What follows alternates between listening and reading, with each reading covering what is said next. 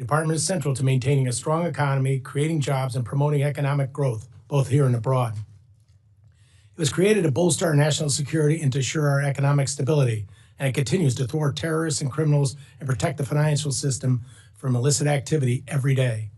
Fulfilling these responsibilities is no easy task. As the department's fiscal year 2025 spending plan reveals, it takes significant resources. It starts with a strong workforce, the most updated technology, and the appropriate working conditions, including buildings that are sufficiently maintained. But this doesn't happen in a vacuum. It also takes cooperation, transparency, and accountability.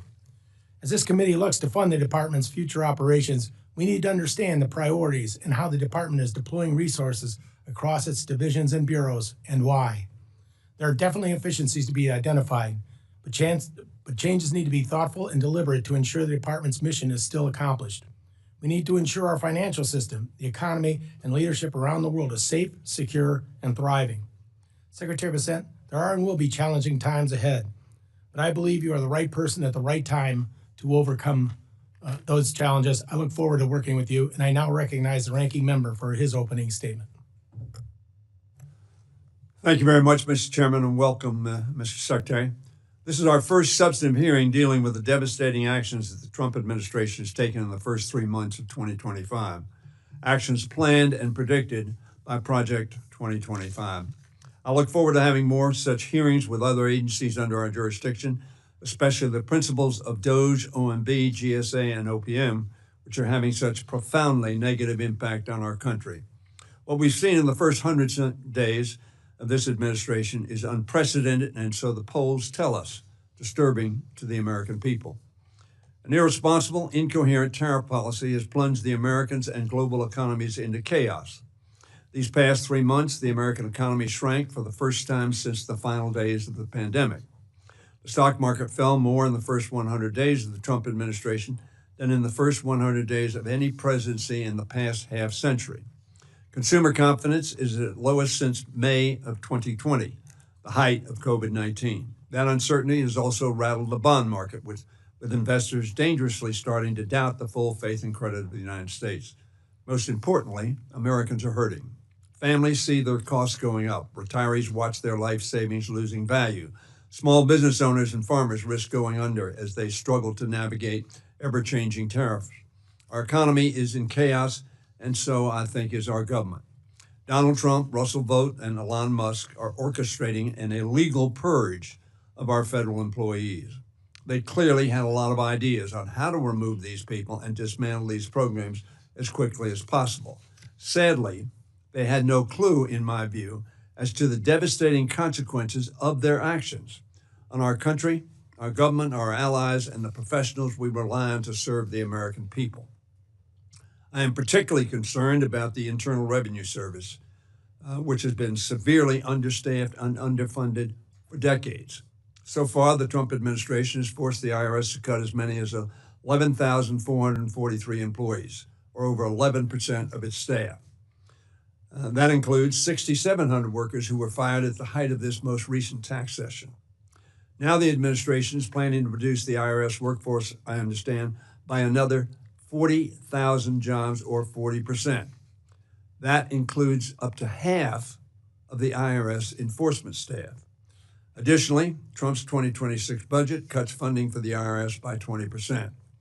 These actions at IRS, in my view, and every other government office, have bludgeoned morale, destroyed efficiency, and increased waste.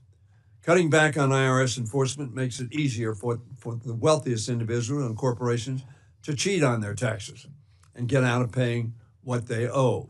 That, of course, increases what others pay and explodes the deficit.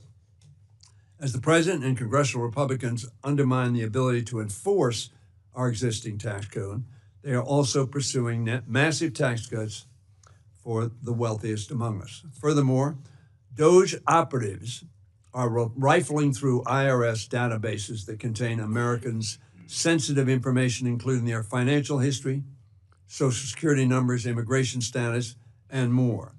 The story is the same across the federal government. Americans are reeling from this uncertainty in their economy and in their government. They need answers.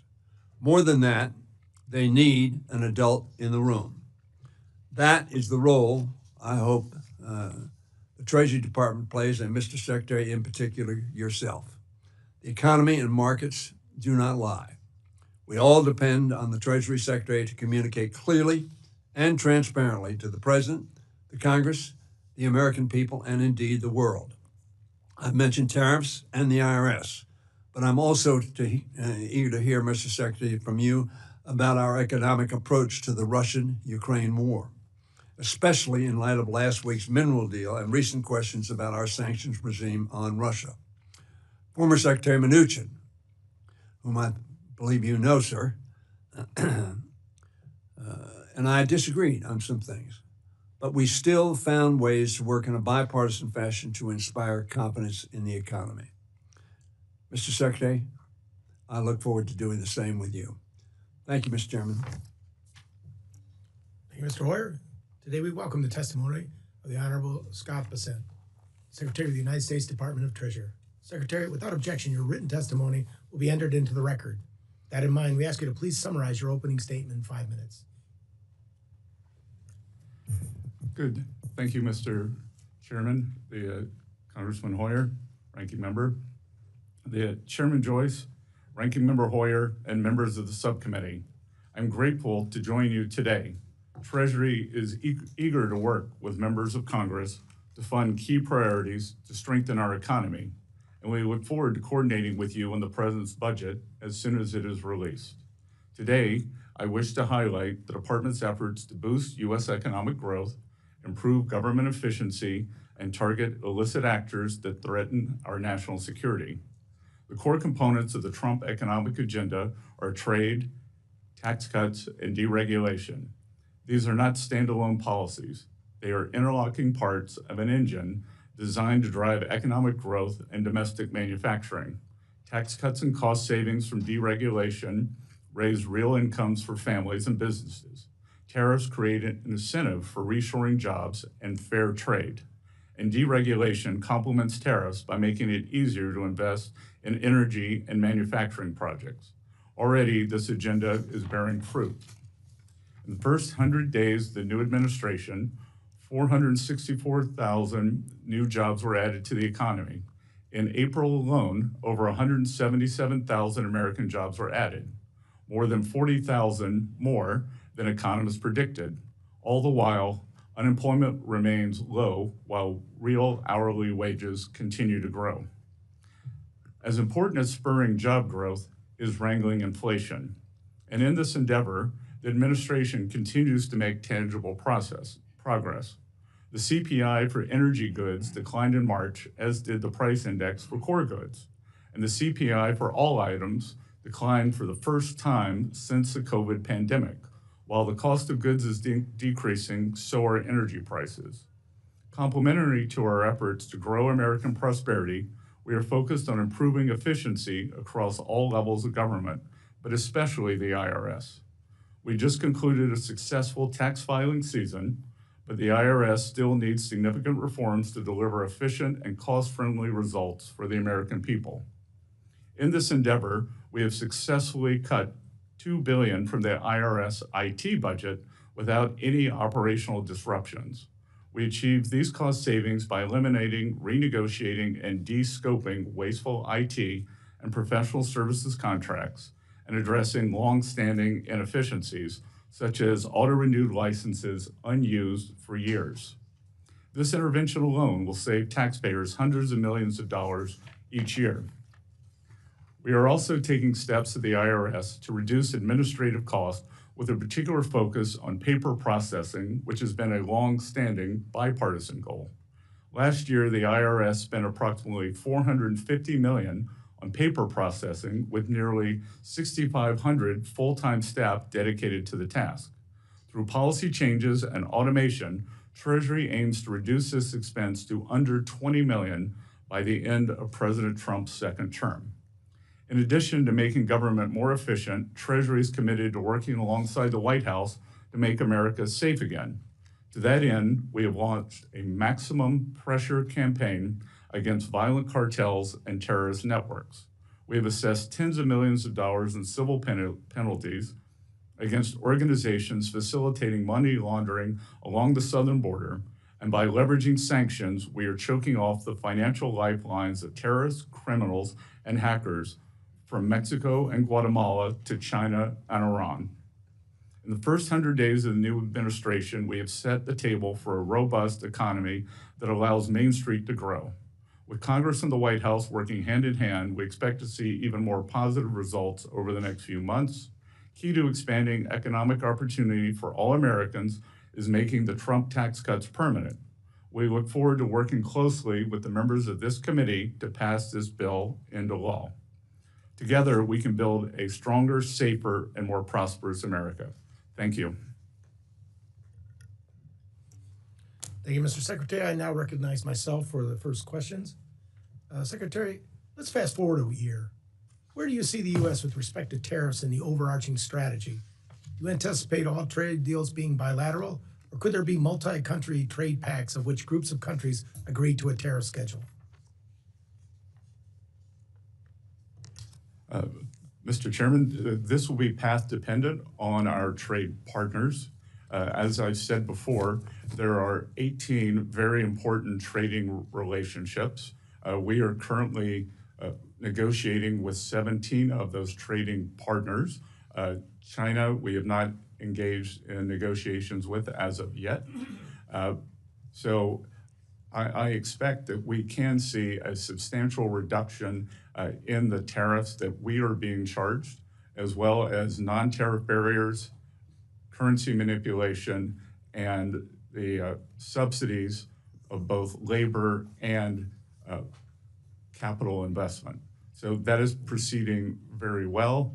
Many of our trading partners have approached us with very good offers, and we are in the process of renegotiating those.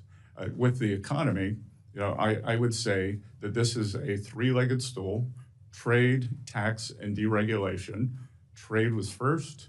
The House, according to Speaker Johnson, expects to move their portion of the bill over to the Senate on or about the Memorial Day, so we're looking forward to that. And then deregulation necessarily takes longer to affect the economy, but I would expect in the third and fourth quarters, we would see substantial benefits from deregulation that by this time last year could be at full force. We've seen a few numbers discussed in terms of how many countries with whom you have started tariff negotiations. What is the actual number, and what is the status of those negotiations? How many deals do you anticipate by the end of the year, in the first quarter of 2026 or the second quarter? And what are the biggest challenges you see to negotiating tariffs and getting trade deals done? Again, sir, approximately 97 or 98% of our trade deficit is with 15 countries. 18% of the countries are our major trading partners. And I would be surprised that if we don't have more than 80 or 90% of those wrapped up by the end of the year. And that may be much sooner. That I would think that perhaps as early as this week, we will be announcing trade deals with some of our largest trading partners. They have come to us with very good offers. And what I will tell you is that in negotiating with some of them, they may not like the tariff wall that President Trump has put up, but they have them. So if tariffs are so bad, why do they like them?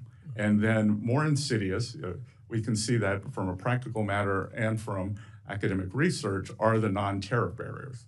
If you were to look prior to the escalation, I believe Chinese tariffs are only 5%. So clearly there's something else going on if they're accumulating these gigantic surpluses.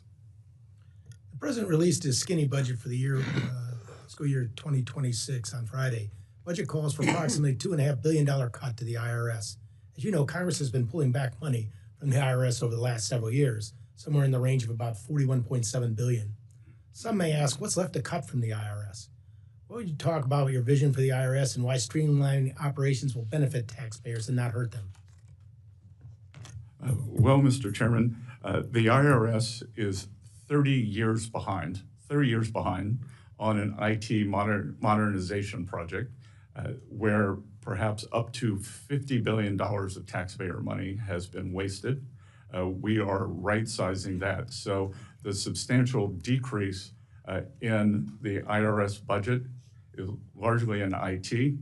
We have had a large number of employees take the option for early retirement or for retirement. And again, let's look at the numbers. We are just taking the IRS back to where it was before the IRA bill substantially bloated the personnel and the infrastructure. Thank you. And now recognize Ranking Member Hoyer for any questions he may have. Mr. Chairman, let me ask you a broader question, Mr. Secretary, at the outset. The President has been talking about recession and the acceptance of a recession in the short term. Do you believe we're in a recession now? Congressman, I believe in data, and there is nothing in the data that shows that we are in a recession. As a matter of fact, the jobs report has surprised to the upside. The job report, of course, less than the average for the Biden administration last in 2024. But the GDP went down this first quarter of the Trump administration. If we have a negative growth in the second quarter, which is, I suppose, the traditional definition of a recession, would you agree that we are in that recession of which the President speaks? Yeah, Congressman, these economic numbers are noisy and subject to substantial revision. So I, having looked at a detailed analysis, would believe that the first quarter GDP would be revised upward. And I would also, with regards to your remark about where we were last year, we were spending 6.7%. We had a 6.7% fiscal deficit, the largest we've ever had during peacetime or non-recessionary times. So the easy thing would be to keep spending, to keep the economy running on an unsustainable path of government spending.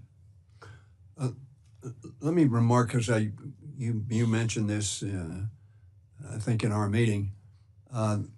We had a spending problem, not a revenue problem. I want to talk about the revenue problem.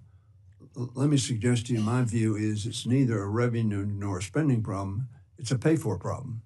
If we would pay for what we buy, whether it's defense or non-defense, we wouldn't increase the deficit. So I think looking at, I'm a big proponent of paying as you go.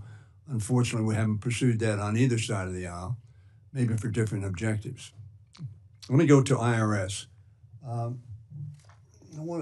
You probably know these figures, and these are somewhat old at this point in time.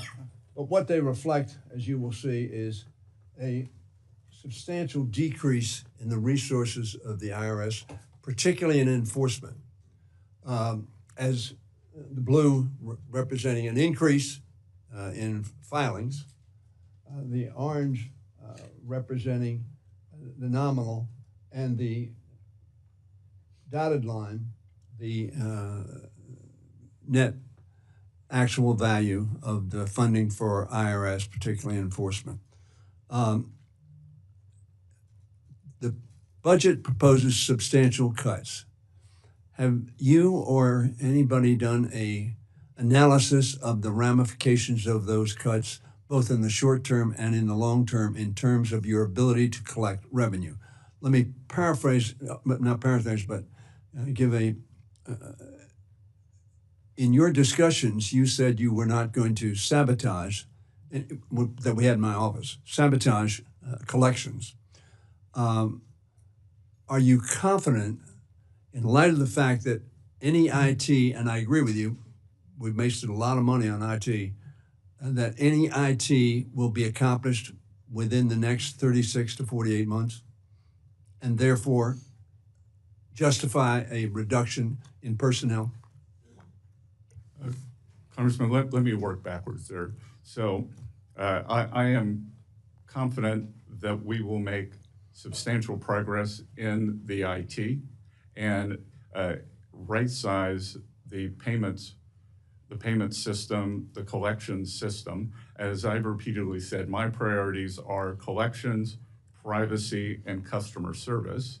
And again, the substantial increase in the enforcement group, there is nothing that shows historically that by bringing in unseasoned the collections agents that results in more collections or high-end collections.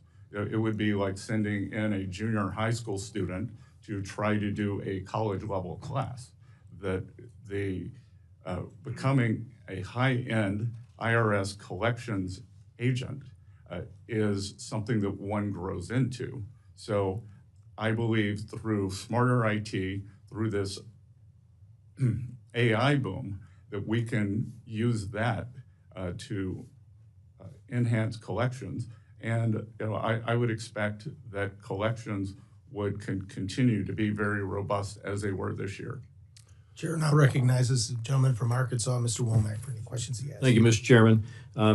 And thank you, Mr. Secretary, for your service and for being here today in front of my colleagues. I'm going to ask a question that I'm sure you've never been asked before, but I'll give it a try here. When is X date? Congressman, we are, as I said earlier, we still take in a large amount of the paper returns. So every Friday, I get a summary, and if you can believe it, as you know, tax day was April 15th. We are still tallying that. So that we will share with Congress when we believe we are approximating that date. So that will be forthcoming. But I will tell you, just as an outfielder running for a fly ball, we are on the warning track. And when you're on the warning track, it means the wall's not far away. So it's not today, may not be next week, but it is fast approaching.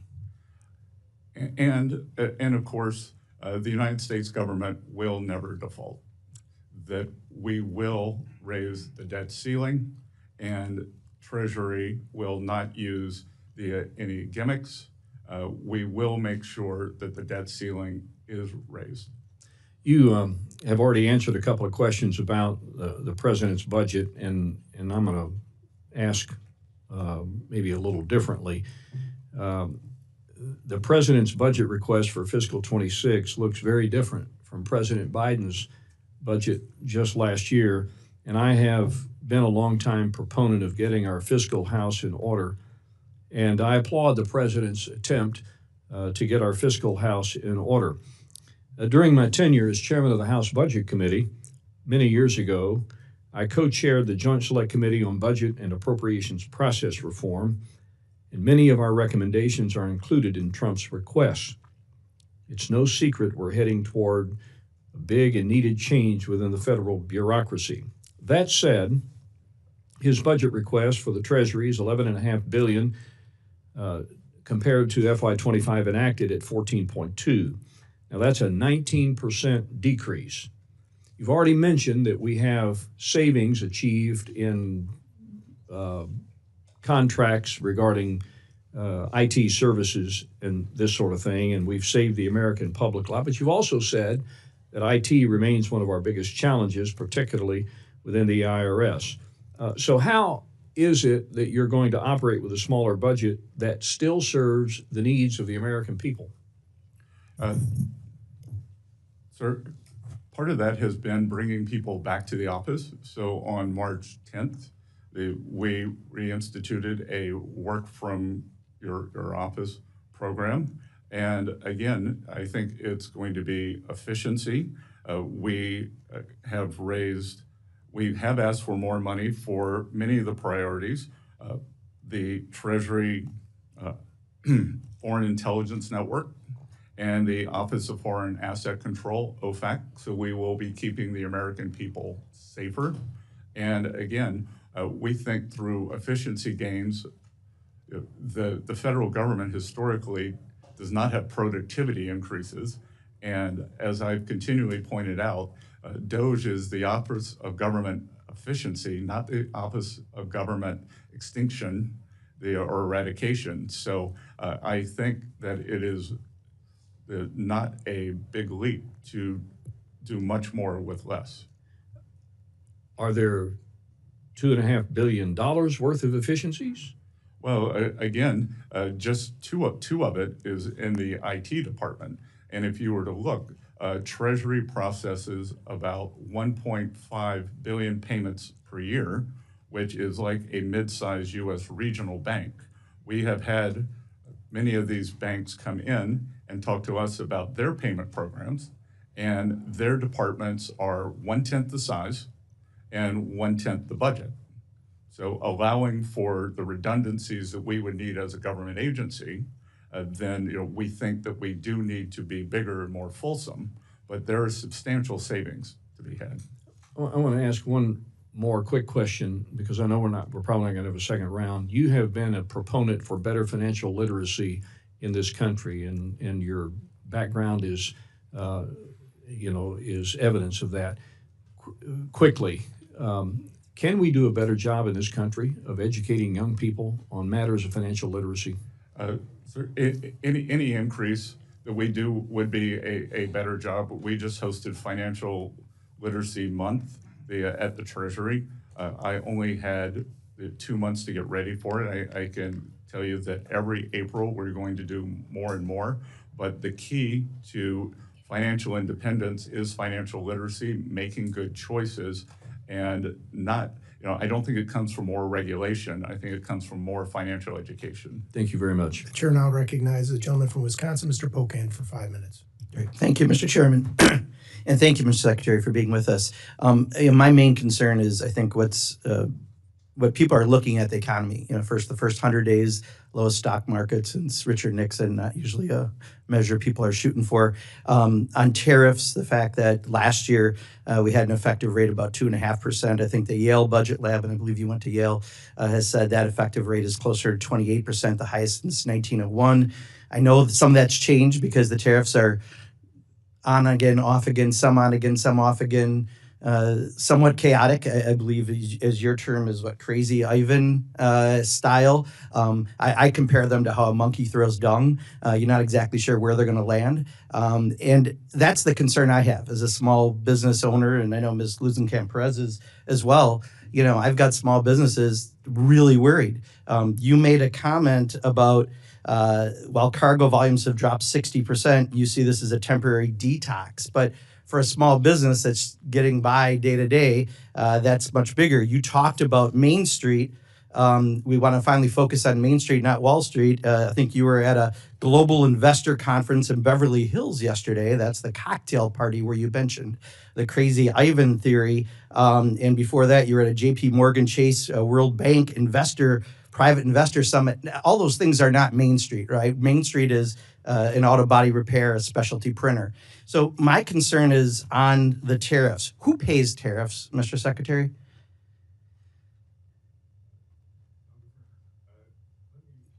No. Answer the questions I asked, please. I only have 5 minutes. Who pays tariffs? Sorry, well, who pays tariffs? Sorry, Mr. Secretary, please. Excuse me. The question is very simply, who pays tariffs, Mr. Chairman? I'd like him to answer that question. Well, he wants to answer other questions. Well, Congressman, if the exporters, they dislike tariffs so much, why wouldn't they? If I think what you're trying to get me to say. Did you remember the question? I'm not sure you did. Who pays tariffs?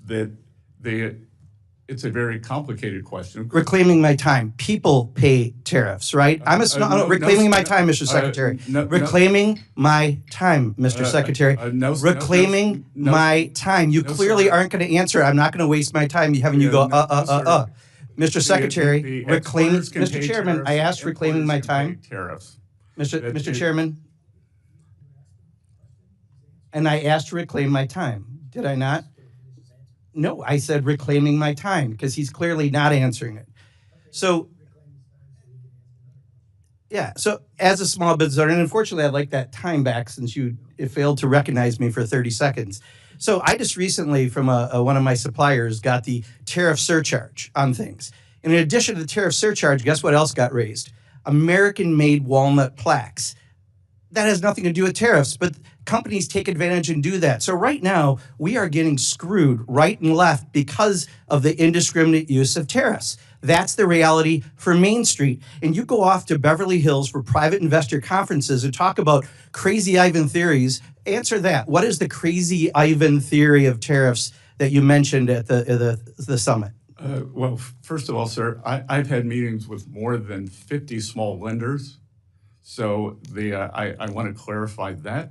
I would also say that in game theory, strategic uncertainty, of which you seem to like the name Crazy Ivan. Well, it's your words, correct? Didn't you use Crazy Ivan at the Well, you've used it 5 times.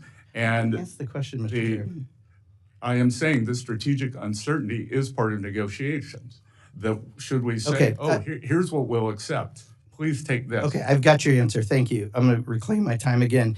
So for a small business, we don't have that luxury, right? When the ports are empty in California and we can't get goods and people are stocking up for Christmas goods, Crazy Ivan is great for, please don't take this offense, really rich people like you. But for people like me, it's not, right? That's what makes small businesses fail. That's what makes people lose their jobs. That's what makes the stock market tank. So I'll ask one more time, who pays tariffs? Sir, the history would show that it is a complicated mix of who pays the tariffs over various times. So that's exactly the problem. If your answer, and you are a very educated person, you have a very impressive bio, cannot answer the question who pays tariffs because you won't answer that, and you say it's a complicated issue. It's not complicated. Consumers pay Trump's tariff tax. That's the reality. And I'll yield back, Mr. Chairman, but I do think next time if I ask to yield back, I would appreciate having my time yield back. Chair now recognizes the gentle lady from Iowa, Ms. Hinson. Thank you, Mr. Chairman. Good morning, Mr. Secretary. Thank you so much for taking the time to come and answer our questions. I appreciate what the Trump administration is doing to try to level the playing field for American consumers and restore our economy to where it needs to be. So I really appreciate the work that you were doing to make that happen, Mr. Secretary. And I certainly, as an appropriator, recognize the importance of making sure that every tax dollar is spent appropriately. And I appreciate your opening comments as such. So with that, the GAO estimates the federal government loses between $233 and $521 billion annually to fraud. Those are alarming numbers, hard-earned tax dollars just wasted. President Trump has certainly acknowledged the absurdity of this level of waste, and he signed Executive Order 14249 to protect America's bank account against waste, fraud, and abuse. And I was proud to support this effort by introducing a piece of legislation to codify that, the Protecting American Taxpayers from Wasteful Spending Act. One of the provisions of this EO is directed at your department, the Department of Treasury, to establish pre-certification and pre-award procedures across the federal government to prevent fraud and improper payments. So can you define for the committee today what an improper payment is and some examples of what you're seeing and why these procedures were not already in place before, Mr. Secretary? Well, it's a bit mystifying why they weren't in place. And what we are seeing is that there was a very complacent upper level of management in many departments across the entire government. What I can say at Treasury, that of the 1.5 billion payments we send out every year, they're required to have something called a TAS, a Treasury account symbol. We discovered that more than one third of those payments did not have a TAS number. So as the Appropriations Committee, you should be shocked by that, because how can a payment be tracked back to an appropriation? Only through the TAS number. So there was no accountability. So that is why the 450 organizations that sit above Treasury, where Treasury acts as the paymaster, are unable to pass an audit. So we have the crack down on that. Every payment now requires a TAS number. Very simple. And I will tell you that the mid-level employees who I have had come into Treasury to talk to me about that feel liberated. That they have, they tell me, I've been here 20 years. I've always wanted to do this. I've been here 14 years, and they feel as though they now have agency and are making a difference towards saving the American taxpayer money. So this is not only a complacency issue that you've fixed, but it's a morale issue for these employees who are helping to make the department much more efficient for taxpayers. They're very energized by their participation. Yeah, it's certainly unbelievable when you think about that this was not in place, and certainly it's we've got lots of examples from the previous administration of some of those catastrophic failures. Who would you say is benefiting from those improper payments, and how could a government agency really justify standing idly by while those errors were seeping into our system and making our government less efficient? Can't speak to who was benefiting, but I can just speak to the attitude that has been shaken up, that this is okay, this is not okay, and this is taxpayer money, and we are charged with protecting it. What other plans are in place to help implement that executive order? You've talked about the Treasury account symbol. Are there other things in that executive order that you are executing on today? The president, as you mentioned, has passed. We are trying to go more paperless with the checks, with the very important checks that the citizens across the U.S. receive, whether it's Social Security, veterans benefits, tax refunds. There is a substantial number of those are stolen. So the president has issued an executive order to try to make that more electronic. That will protect the integrity of those payments as well as cut down on costs. Have you been able to claw back any improper payments for the taxpayer, reclaim those dollars? Yes, we've called back tens of millions of dollars. Tens of millions. Well, look forward to continuing to work with you to improve those efficiencies and execute on that executive order. Appreciate the work you're doing at Treasury, Mr. Secretary. Thank you. Thank you. I yield back. Thank you, Ms. Hinson. Chair now recognizes the gentle lady from Washington, Mrs. Glusenkamp-Perez. Thank you, Chair. And thank you, Secretary Bessent, for being here.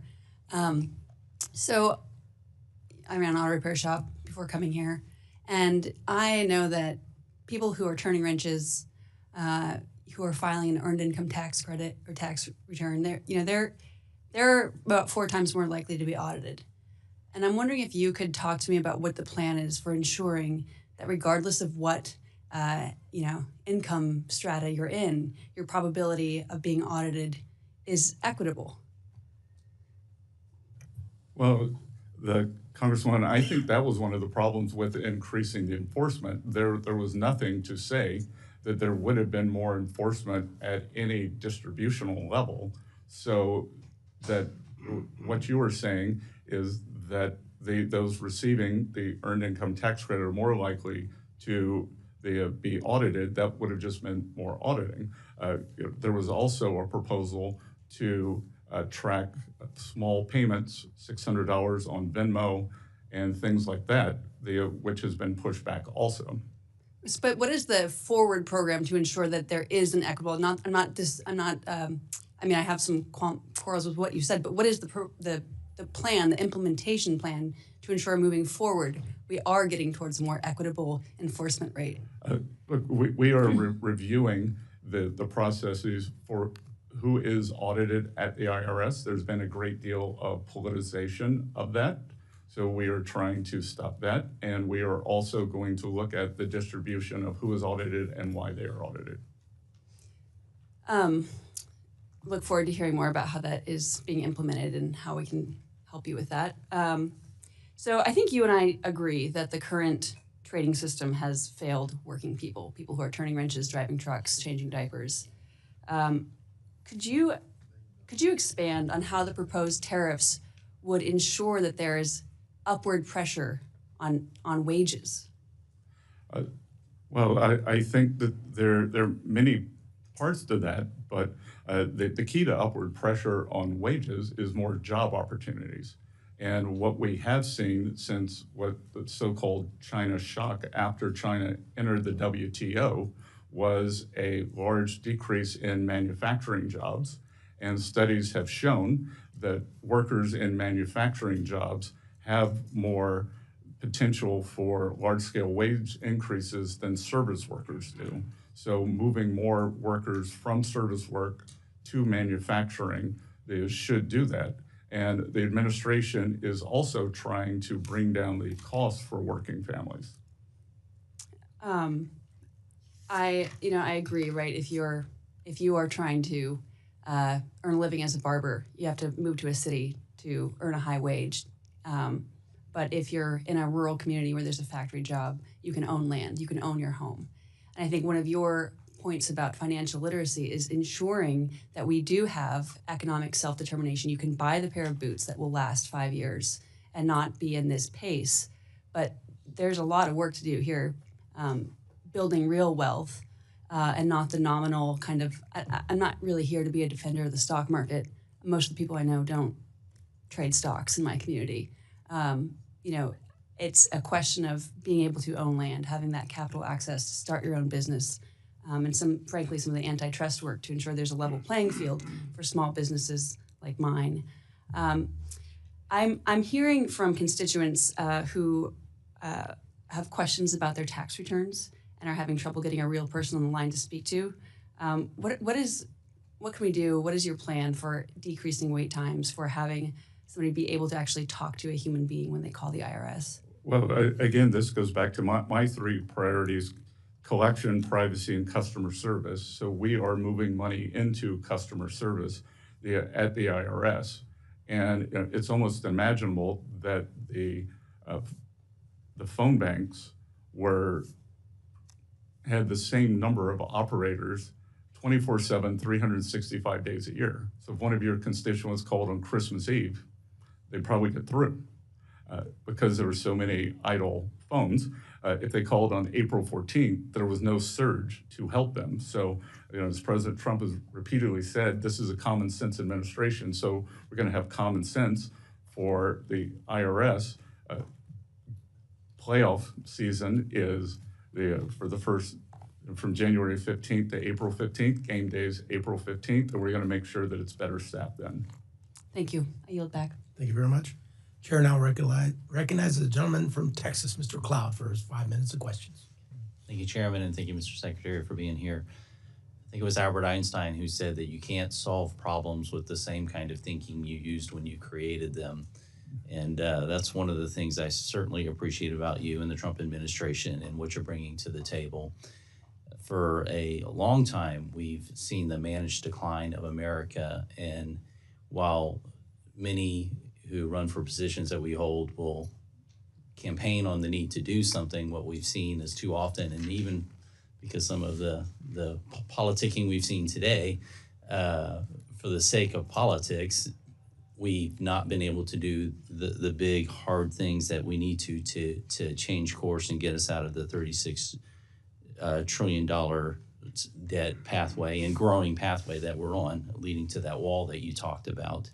The American people have watched this all play out, realizing that their nation's been in decline and seeing what they thought was kind of the promise that if we put the experts in charge, they would run the government, we would have a regulatory pattern that worked, the wealth gap would close, America would be strong, and that has not happened. What did the experts get wrong that you're correcting? Well, sir, under President Trump's first administration, the wealth gap did close. That the bottom 50% of households by net worth saw their net worth increase substantially more than the top 10%. And we are aiming to do that again.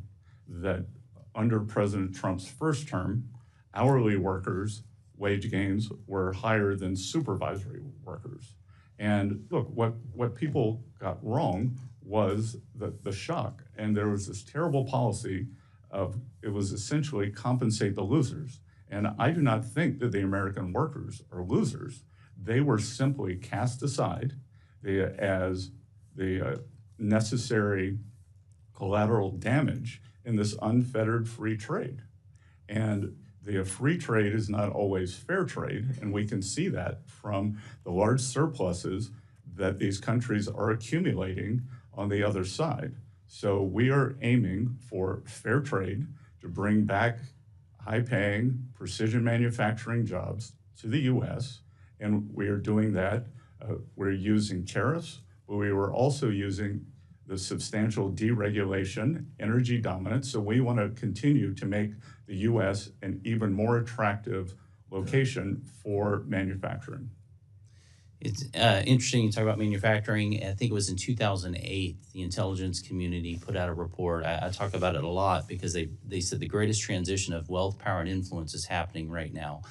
And this was some years ago. They said we expect it to continue, and it was going from the Western countries to the Eastern countries. And they said it was happening because we were sending manufacturing overseas and we were sending oil and gas revenues overseas. And yet they said it was like an unsolvable solution, yet we have the Trump administration who's coming in and solving what seems to be not an easy solution, but a very clear solution in bringing manufacturing back and bringing oil and gas back. And appreciate it. I wanted to ask you, because there was a comment about the bond markets, and certainly that's really is a concern. We need to make sure that they stay strong and that the dollar stays strong. Are the bond markets more affected by the tariffs and the concern we see in them now? Are they more affected by the tariffs or out of control debt and the fact that Congress can't seem to get our fiscal house in order? Well, I will tell you that the large stock of government debt is why I'm sitting here now, as opposed to back in the private sector. I became so alarmed by what was going on under the previous administration, this deficit that we had, highest ever, that when we weren't at war or weren't in a recession, and it's unsustainable. And I thought it was deeply cynical. And if we'd done it, if we continued it, then we would have gone into a malaise where we couldn't grow ourselves out. We would have probably been forced into looking more like a European-style economy, very high government spending, lack of innovation, and lack of mobility. And that would matter for us here at home, but certainly even for the world, because we've kind of been the innovation engine of the world. Yes, sir. But what we've created in the U.S. is this barbell economy, and the Trump administration is attempting to remedy that. On one side, we have financial services and the tech sector, which are forward-looking and the envy of the world. On the other side, we are a natural resources economy led by energy, which the previous administration, they stopped permitting for LNG facilities. But the arc in between is what we were missing, are these manufacturing jobs, and that's what we are trying to bring back. Thank you, Mr. Secretary. Thank you. The chair now recognizes the gentleman from Maryland, Mr. Ivey, for 5 minutes of question.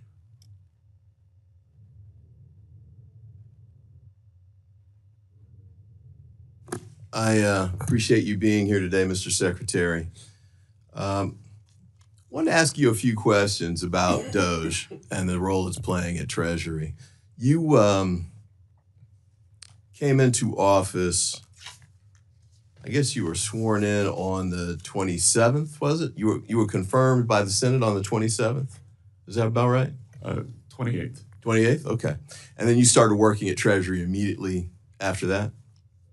All right, and DOGE began working there as well with respect to the payment systems?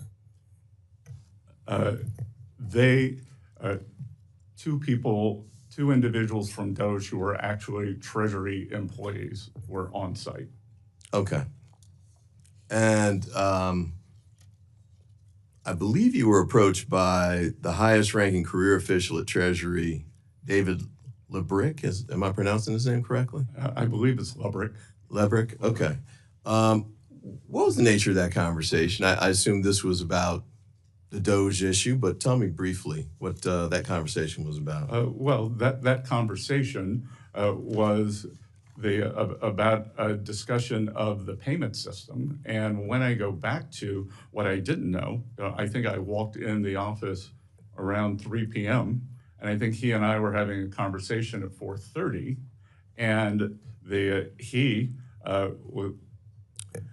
I got to ask for the short version. Oh, no. Okay. But I will tell you that when we were talking about the tasks, that it was people like this individual who were hitting send on the payments. So, I've come to find out that he's part of the Okay, I apologize. I'll have to get that later from you. Yep. Feel free to send in substance of the discussion in a letter. But I guess what I was going to ask was, you just mentioned there were two people who were working with respect to Doge at the time.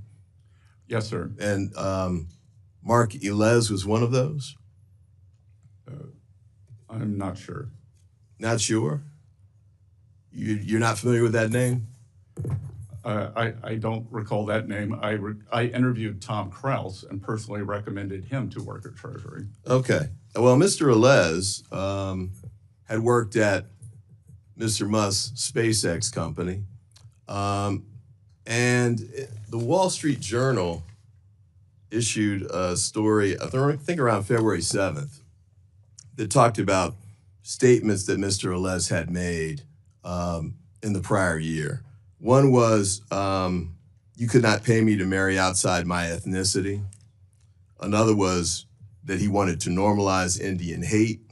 The third was, just for the record, I was racist before it was cool. And another was, I just want a eugenic immigration policy. Is that too much to ask?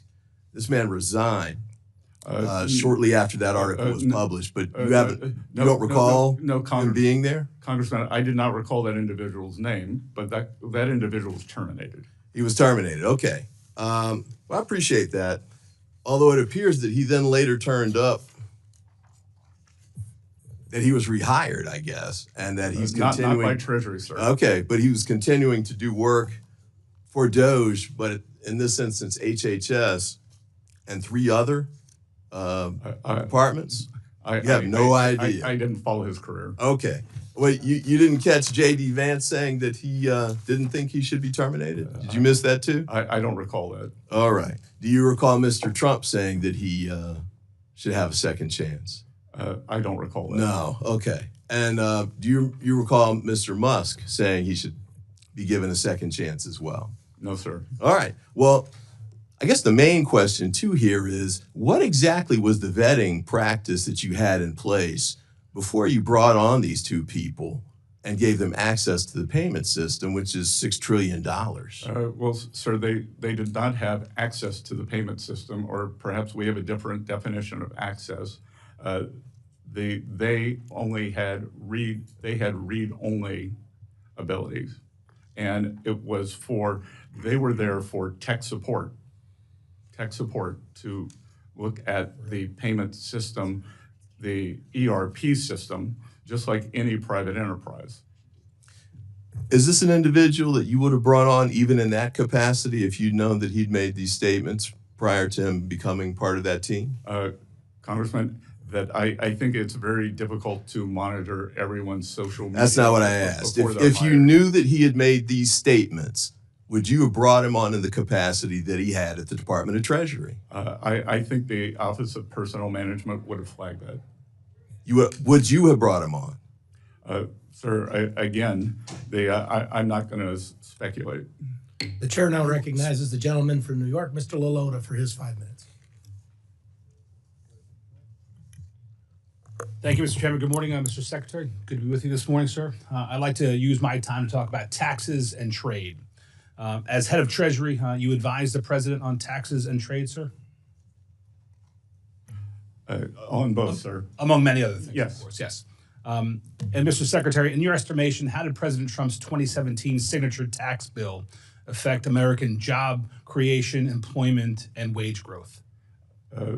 Mr. Vice Chair, it provided a substantial non-inflationary impetus to the economy, which resulted in real wage gains on a non-inflationary basis for the American people and a robust economy. I would add, I'm with you 100%. I'd add some data into there. 4.9 million jobs between the passage of the tax bill and the COVID pandemic. Employment rates dropped from the 4s to the 3s, and we had a lot of wage growth, especially within the middle class. And that sets me up for my next question. Congress now is considering extending those tax cuts, which expire at the end of this calendar year. Would that be a good idea, Mr. Secretary? Congressman, what Congress is considering is making them permanent, which is a better idea. We're considering a lot on that tax bill. We're also considering SALT, which I think is an awesome idea as well. But nevertheless, on the greater bill, public polling suggests that you're right, and that 8 of 10 Americans agree that extending those tax cuts are a good idea, recognizing that they help grow wages, they help lower employment, and help personal wealth. But I want to use the remainder of my time to talk about trade policy, Mr. Secretary. Is it true that America's trade deficit is about $1.2 trillion? Approximately, yes, sir. And with China, Mr. Secretary, about $300 billion?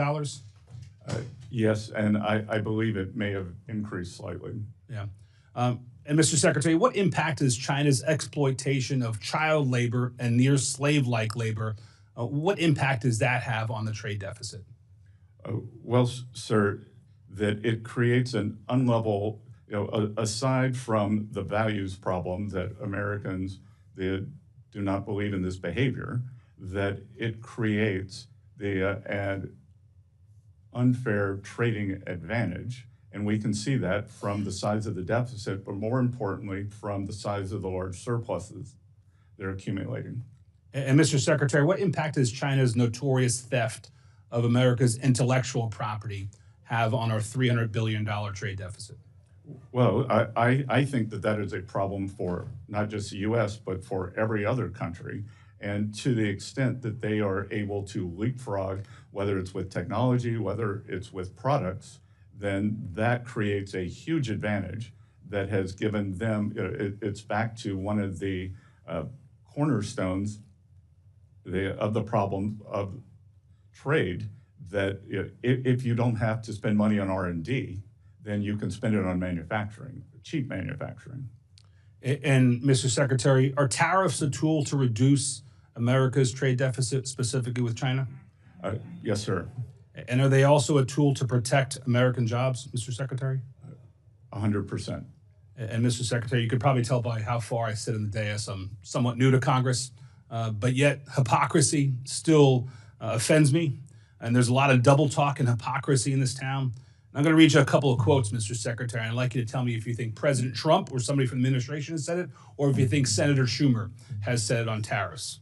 Quote, tariffs are a necessary step towards addressing the unfair imbalance of China's trade relationship with the United States. Did Schumer say it or did Trump say it? I would imagine the president.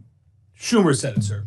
Schumer was just a year ago, in February 2024, talking about tariffs being the answer to combat some of those issues in China, specifically ripping off our intellectual property and exploiting slave labor and child labor. Well, Congressman, I would also note that the many government officials, including presidents, were also in favor of a border wall until President Trump was. Good point. That leads me to my second question. Who said it, Schumer or Trump, that tariffs are vital to protect American workers, American manufacturers, American innovation, and our national security? Who said it, Trump or Schumer? I would imagine it was the ranking member. It was the Senate Minority Leader, Chuck Schumer, said it. And like what you said, it was cool until Trump got in office, and now he's opposed to it. My time is about to expire, Mr. Secretary, but I want to commend you for fighting for American middle-class workers. I do think that extending the tax bill with a couple of tweaks like SALT is important. I do think that fighting for our middle-class workers are important. And I implore you to stay on the right path, sir. Good. Thank you, Congressman. Thank you for getting that SALT plug in, Mr. Lalotta, twice. The chair now recognizes the gentleman from Georgia, Mr. Bishop. Thank you very much, Mr. Chairman. Thank you for being here, Secretary Bessent.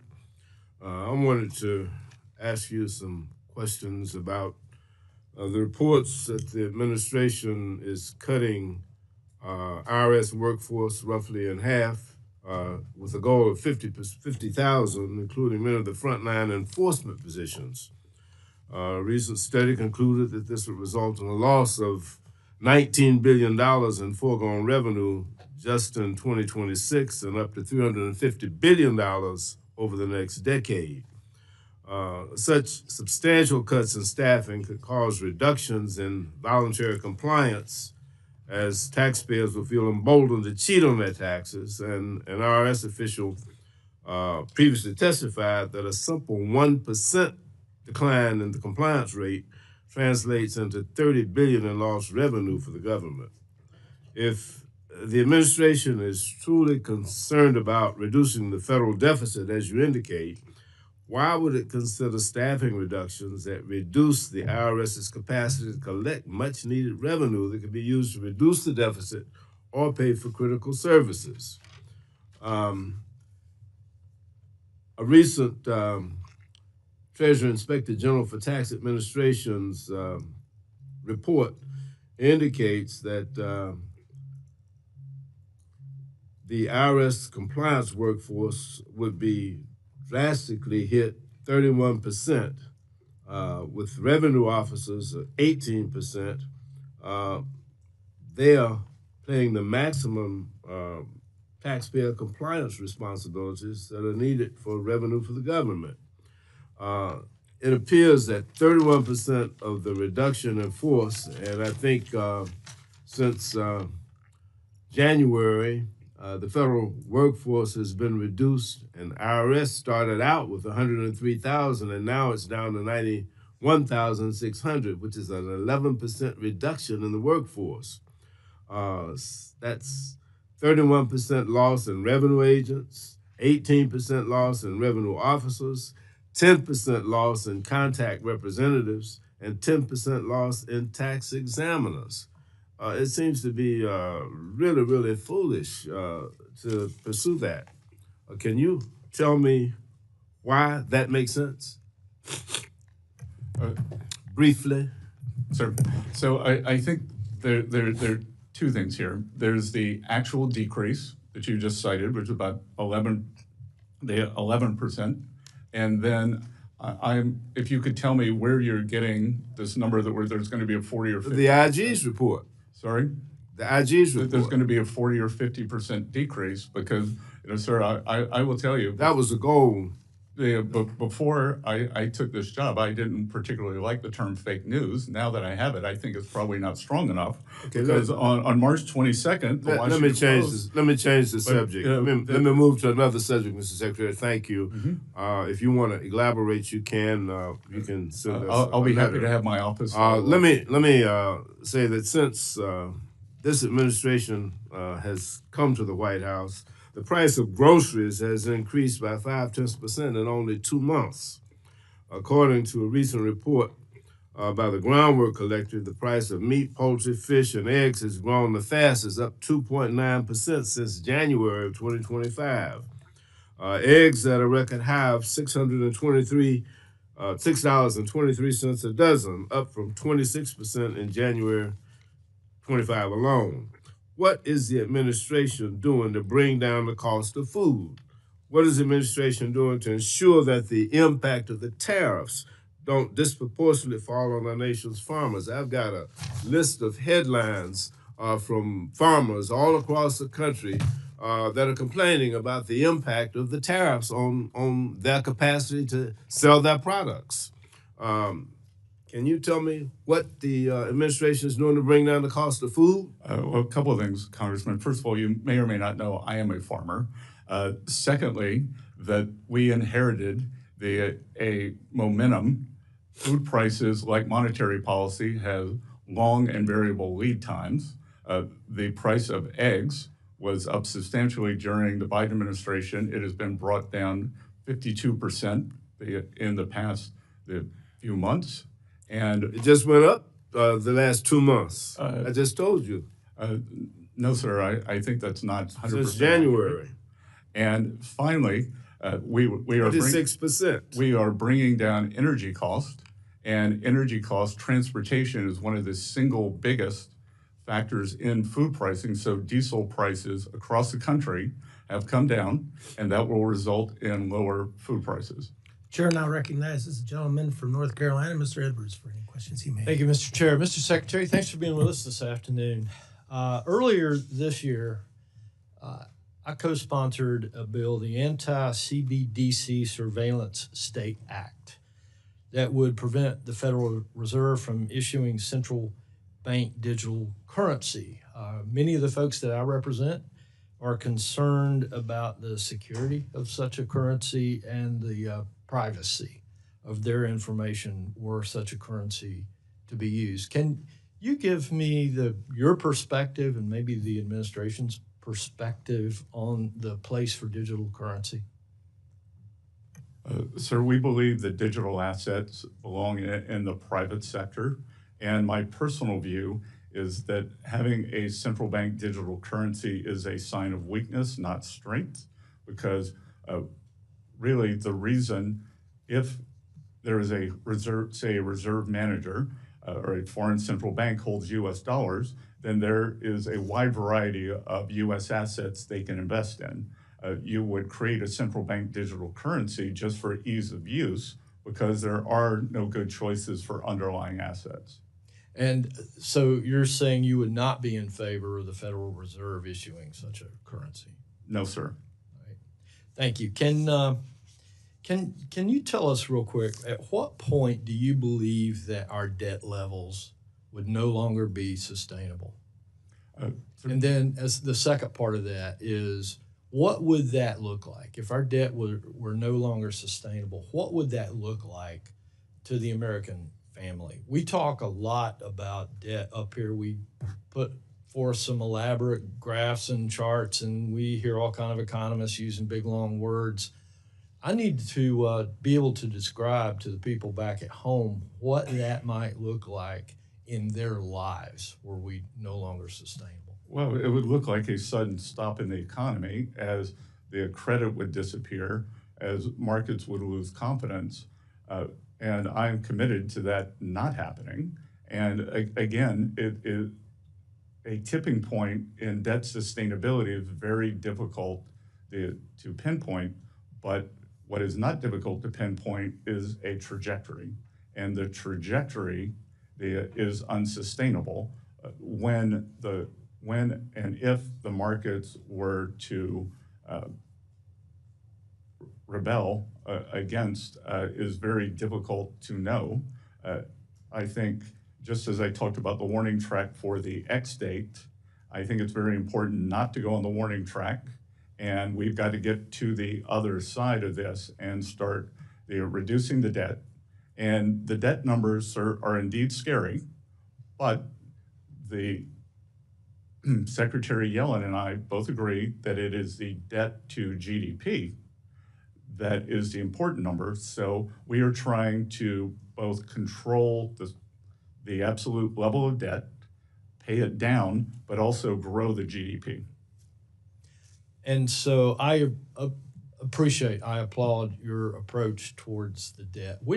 Give us an idea of where is that tipping point? How close do you think that we might be to that? Again, sir, I think what the market, having been in markets for 35 or 40 years, what the market is more concerned about is a trajectory. Are you on a trajectory that is unsustainable, or are you, as we said during COVID, bending the curve? So the goal here is to both bend the curve, but to grow the denominator and use growth and spending constraint to solve this problem. And thank you for that. And as part of the president's cabinet and seeing more inside what's taking place than any of the rest of us, what role would you say that DOGE is playing right now in prolonging that tipping point and reversing our fiscal trend? Well, I think DOGE or any other measure to constrain the spending is admirable, important, and necessary. And if we don't do that, as I've said, ranking member, they have mentioned it, we do not have a revenue problem, we have a spending problem, and we have to bring this spending under control. Thank you. I've got just a few seconds. Can you tell us what keeps you up at night regarding cyber threats to our Treasury system? Well, it's cyber threats across the entire financial system, sir. And that's why at Treasury, we are leading the effort for more resilience within the entire financial system, whether it's across the banking system, the payment system, and the Treasury system. As you would have seen, Treasury was hacked last year. We've just discovered an OCC hack that discovered last year. So these hacks are real and dangerous. Thank you, Mr. Chair. I'll yield. Thank you. The chair now recognizes the ranking member of the full committee, Mrs. DeLauro, for any questions that she may have for 5 minutes. Thank you very much, Mr. Chairman. My apologies for being late, and apologies to you, Mr. Secretary, but lots of hearings happening here. So just a couple of points, and I want to ask my question. It's just a follow-up on this IRS piece. I think it's very interesting that, well, first of all, I totally disagree with you, Mr. Secretary. We have a revenue problem, and that's where the IRS comes in. And we think about the debt. We think about the $2.3 trillion that was the debt really built up with the tax cuts to the wealthiest and the biggest corporations in 2017. We're now looking at an additional $4.5 trillion in tax cuts, which are making their way to, again, the richest and to the biggest corporations. That is debt. And that is something that I don't know about yourself and others in the administration who refuse to see that kind of debt. And the almost unbelievable piece of this is the IRS 2024. We invested in it, able to recover more than $1.1 billion from roughly 1,600 millionaires. Projected at the time that investments in high-end enforcement data and analytics that an additional $851 billion would result in revenue over the next 10 years. The Inspector General has said IRS lost 30% of auditors under Elon Musk's illegal purge. People who are wanting to ensure that millionaires and billionaires are paying their taxes. And the issue is that we're going to pay for those taxes by taking it out of the hide of Medicaid and of children, of low-wage workers, and of seniors. The issue that I want to try to get to, I'm going to make another point, is your comments on your recent comments that seem to call into question the vitality of the textile industry in the United States and national security. I applaud the administration for the steps they've taken on de minimis and closing down that loophole. I think it was very, very important to do this. We need to go further. It needs to be applied to all countries, not just to China. But unbelievable commentary on the U.S. textile industry provides good jobs across this country, particularly in rural areas. The supply chain directly employed 471,000 workers, produced roughly $64 billion in product in 2024. Let me get to my question with only 2 minutes to go here. This is the dealing with standing up for a mechanism in the U.S. to screen our investments in China, to ensure capital, technology, and know-how are not fueling the capabilities of the Chinese Communist Party. I've had a bipartisan bill to do that for years, helped negotiate the bipartisan bill that nearly passed last year, and I strongly support executive action to address the issue. In fact, we got appropriated funding for Treasury to implement the executive order on outbound investment. Mr. Secretary, I understand that the administration is currently reviewing the executive order. There's a clear bipartisan consensus on the need for an outbound mechanism of that screening regime. Let me ask you, do you support the implementation of such a regime? Thank you, Congresswoman. This is a very important issue. The Outbound Security Program is an important new tool in our effort to restrict the PRC from exploiting U.S. investment. The program just began a few months ago, and we are learning and we anticipate gaining important visibility into U.S. persons' investments involving PRC entities.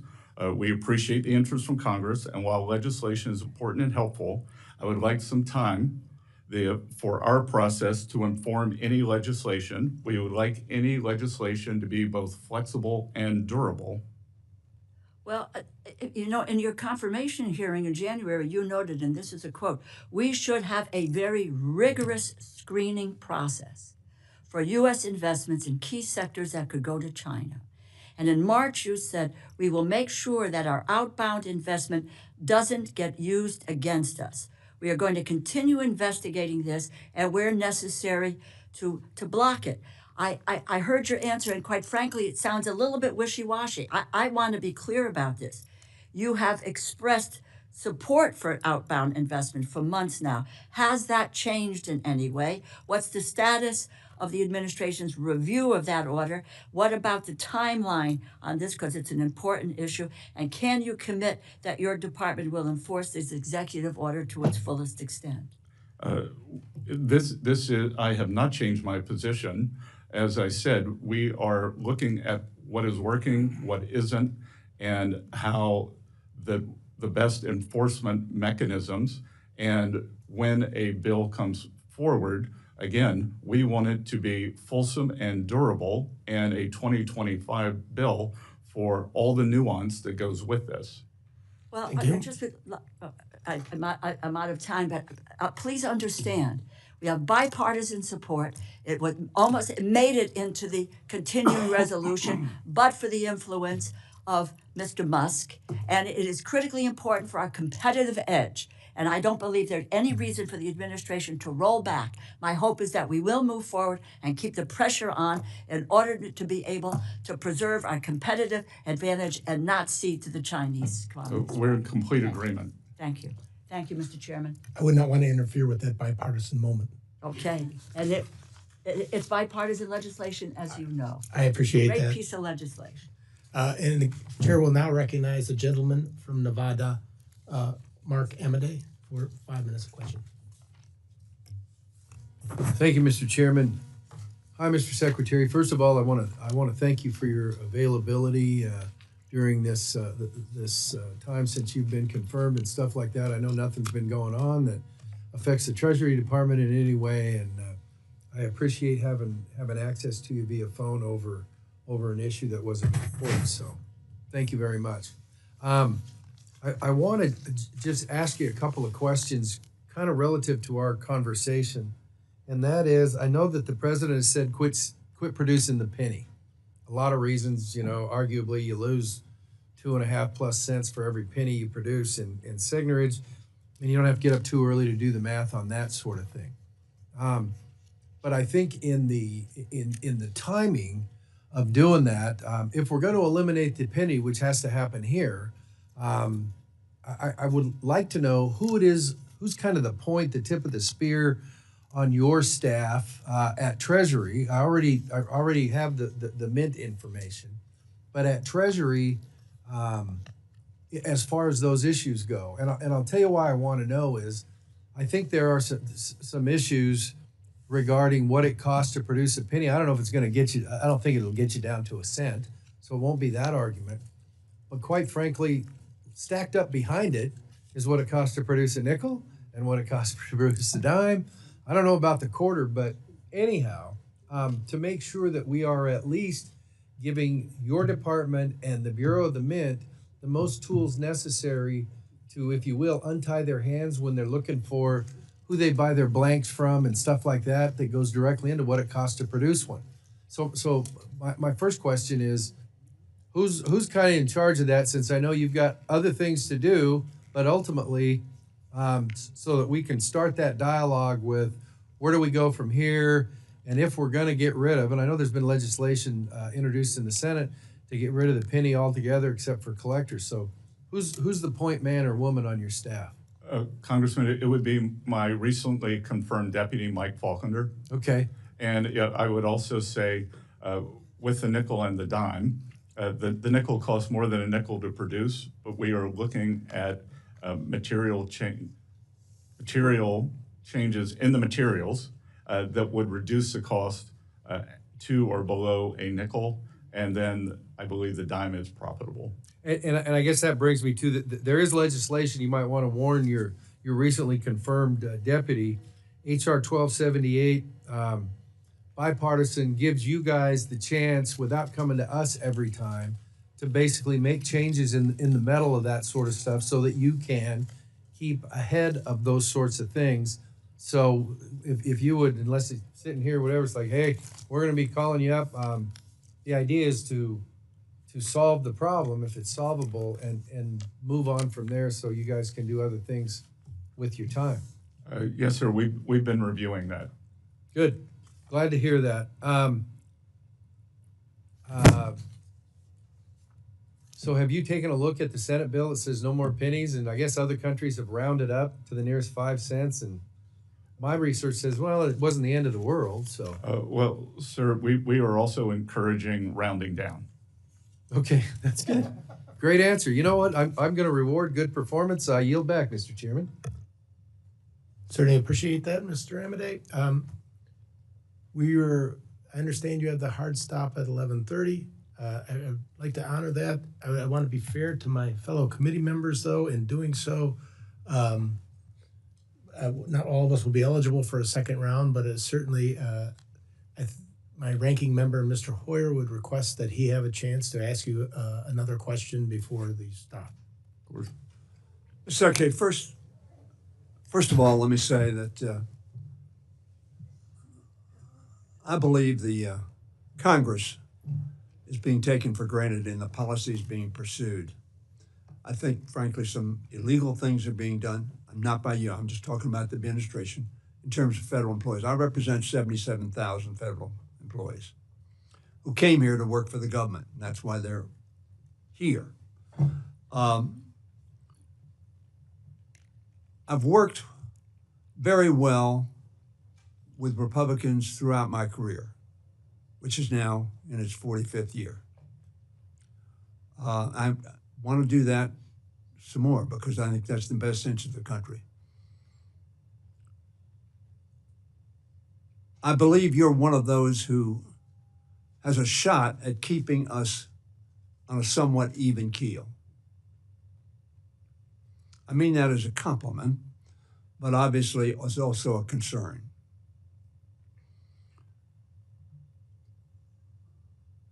When you say, and I want to reiterate this, that we have a spending problem, and I retort to you, no, what we have is a paying for problem.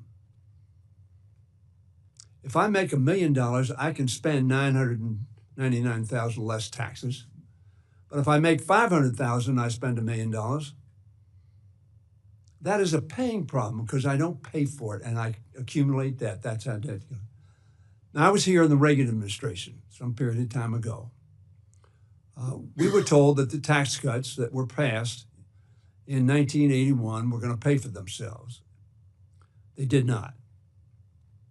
It perhaps will surprise you, maybe you know this figure. The largest increase in the national debt was under Ronald Reagan, the only president who had a triple-digit, 189% increase in the national debt during the course of his term. It might also surprise you that Clinton is the only one who was 30% or lower since Ronald Reagan. Clinton is the only one who balanced the budget. Now, one of the reasons we did so is because we had bipartisan objectives.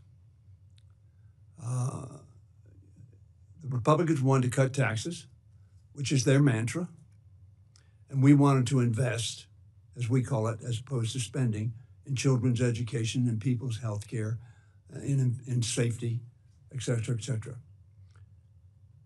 If we continue this logic that we have a spending problem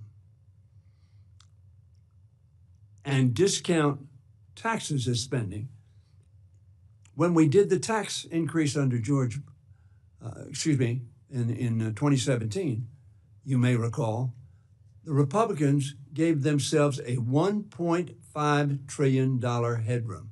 The reason it was limited to that is because the senator from Tennessee wouldn't go higher than that. So in other words, a $1.5 trillion unpaid for headroom to give a tax cut. That is spending because you're cutting prices while increasing costs. That's what causes deficits. Some of my Republican friends, I'm a strong supporter of national defense, but I do not delude myself that raising $150 billion in national defense expenses don't cost taxes. We don't have $150 billion to either cut taxes with or to spend money with, so we borrow. And when my friend talks about hypocrisy, we all know if you spend more than you get, you go into debt. And that's what we do as a country on both sides of the aisle.